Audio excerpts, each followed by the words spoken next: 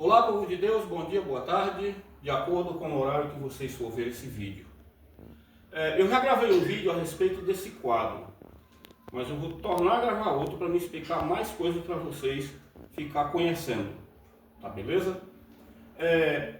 Porque aqui são uma relíquia da Igreja de Cristo, tá?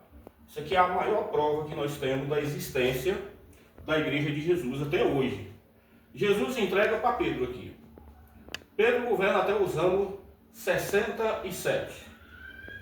Quando Pedro, é ele mesmo que escolhe São Lino, tá? Isso está na Bíblia, São Lino, tá? Está lá no capítulo 4, 2 Timóteo, capítulo 4, versículo 21. Está lá, Lino. Então ele trabalhava mais Pedro e Paulo, e Pedro escolheu ele para ser o seu sucessor. De lá vem essa sucessão, passa aqui, vem aqui.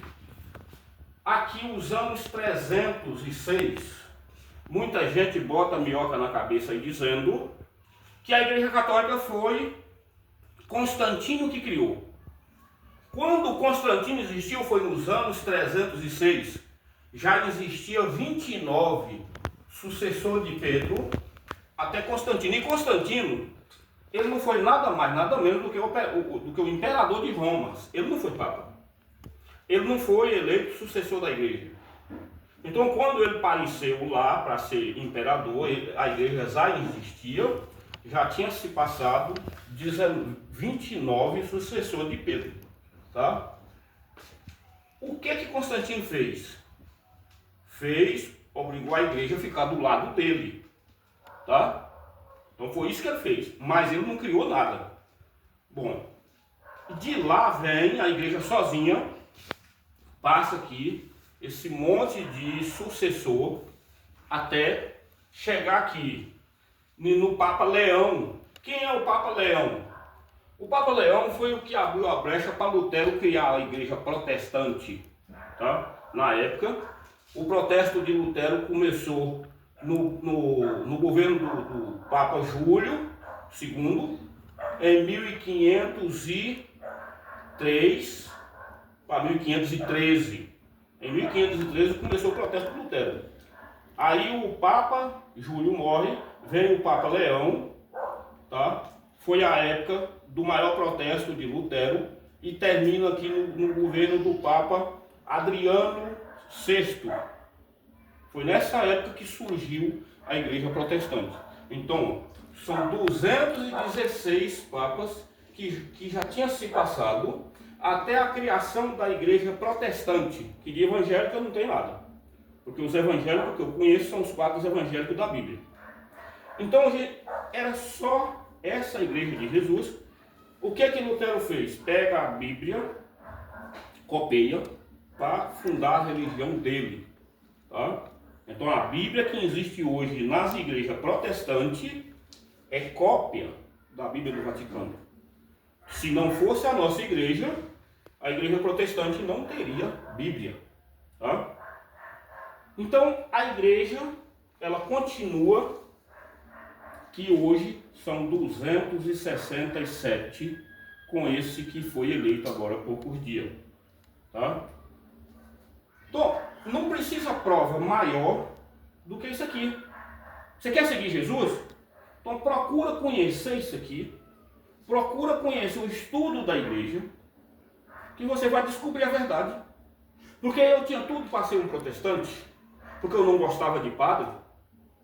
Eu não engoli o sermão do padre. Porque eu vivia errado. Eu vivia na vida mundana. O que me fez eu procurar tudo isso? Porque quando eu abri a Bíblia protestante, que foi uma Bíblia que eu comprei, que resolvi procurar Jesus, encontrei uma Bíblia protestante, e quando eu abri ela, qual foi a primeira parte que eu vi? Tu és Pedro, sobre esta pedra eu construirei a minha igreja, que está escrito no capítulo 16 de São Mateus, de 13 a 21. Quem é esse Pedro? Esse aqui. Que Jesus entrega a igreja na mão dele. Vocês vão ver no capítulo 21 de São João, Jesus interrogando Pedro. e entregando o povo para ele. E vocês vão ver logo essa igreja. No capítulo 8 de Atos dos Apóstolos já fala dessa igreja. No início do capítulo, versículo 1, já fala lá da igreja. No comando dos apóstolos. Tá? Então, a Bíblia fala tudo. A pessoa que fica cega não enxerga a verdade. Mas ela vê essa igreja dentro da Bíblia, está lá dentro. Tá? Logo no início do século, quando Jesus entrega para Pedro, você já vê a comunidade em Atos dos Apóstolos. No início, dia de Pentecostes, quem é o povo que estava lá?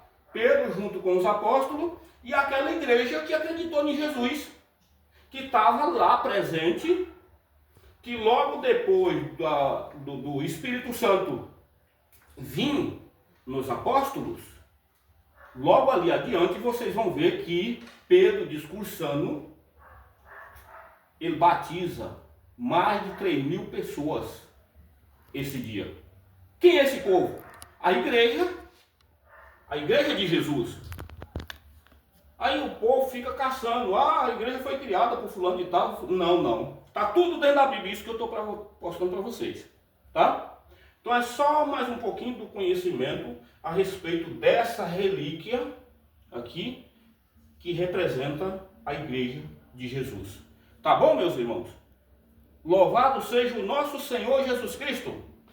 E para sempre seja louvado. Um abraço a todos vocês. E Deus abençoe.